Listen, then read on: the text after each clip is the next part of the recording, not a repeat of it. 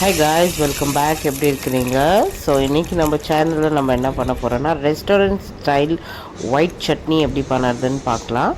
அதுக்கு தேவையான இன்க்ரீடியண்ட் என்னென்னு பார்க்கலாம் வாங்க. ஃபஸ்ட்டு தேங்காய், இஞ்சி, புளி, பொட்டுக்கடலை, அப்புறம் பச்சை மிளகா, அவ்வளோதான்.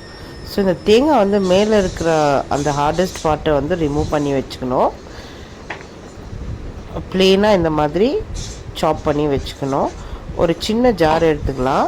அதில் வந்து சாப் பண்ணி வச்ச கோகோனட் இல்லை கிரேட் பண்ணி கூட நீங்கள் போட்டுக்கலாம்.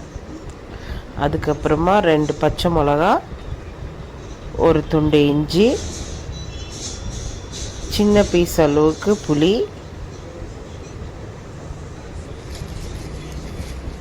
அதுக்கப்புறமா கொஞ்சமாக பொட்டுக்கடலை போட்டுக்கலாம். ரோஸ்ட் பண்ணியும் போட்டுக்கலாம், இல்லை அப்படியே ப்ளெயினாக சும்மா ஒரு டீஸ்பூன் போட்டுக்கலாம். தேவையான அளவுக்கு உப்பு, இது எல்லாத்தையும் போட்டு மிக்சியில் நல்ல ஒரு ஸ்மூத் பேஸ்ட்டாக அரைச்சி எடுத்துக்கணும்.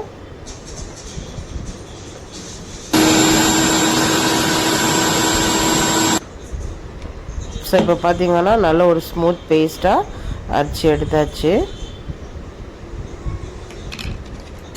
ஸோ இது வந்து நெக்ஸ்ட்டு நம்ம வேறு ஒரு கப்பில் மாற்றிக்கின்னு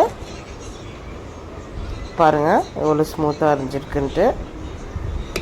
ஸோ ஒரு கப்பில் மாற்றிக்கின்னு இப்போ வந்து நம்ம தாளிப்பு போட்டுடலாம். தாளிப்புக்கு வந்து எண்ணெய், கடுகு, கருவேப்பிலை அண்ட் காஞ்ச மிளகா இவ்வளோ தான் யூஸ் பண்ணுறேன். நீங்கள் தேவைப்பட்டால் உங்களோட இஷ்டப்படி என்னென்ன வேணுமோ போட்டுக்கலாம். அந்த தாளிச்சிந்த அந்த சட்னியில் போட்டு கலக்கிட்டிங்கன்னா சூப்பர் டெலிஷியஸான ரெஸ்டாரண்ட் ஸ்டைல் ஒயிட் சட்னி ரெடி. ஸோ நீங்கள் இது வந்து தோசை, இட்லி கூடலாம் சாப்பிட்டிங்கன்னா ரொம்ப சூப்பராக இருக்கும். ஈவன் புளியோகரை, லெமன் ரைஸ் அது கூடலாம் நீங்கள் சாப்பிடலாம். ஸோ இன்றைக்கி வந்து நான் வந்து தோசை கூட தான் இதை வந்து பேர் பண்ணேன். ஸோ நேற்று இது கொஞ்சம் மீன் குழம்பு இருந்துச்சு. அந்த மீன் குழம்பு கிரேவியோட இந்த கோகோனட் சட்னியை நான் சர்வ் பண்ணியிருந்தேன். ரொம்பவே டெலிஷியஸாக இருந்துச்சு. மஸ்ட் ட்ரை, கண்டிப்பாக ட்ரை பண்ணுங்கள் கைஸ். ஸோ அடுத்து இன்னும் ஒரு சிம்பிளான ஒரு டிஷ் எடுத்துகிட்டு I will come back. Till then thank you for